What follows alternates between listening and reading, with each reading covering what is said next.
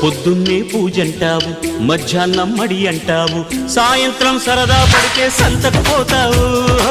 సోకంతా చిదిమేస్తావు, నడుమంతా తడిమేస్తావు, గడి అయినా వెయ్యక ముందే గడబిడ చేస్తావు.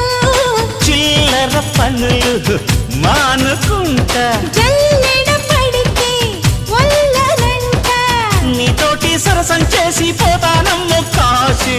నీలోని చొరవే చూసి అయ్యో దాసి, పట్టాగా నిన్నే ఎరవేసి నచ్చావే పాల పిట్ట, రెచ్చావే కోడి పెట్ట. నా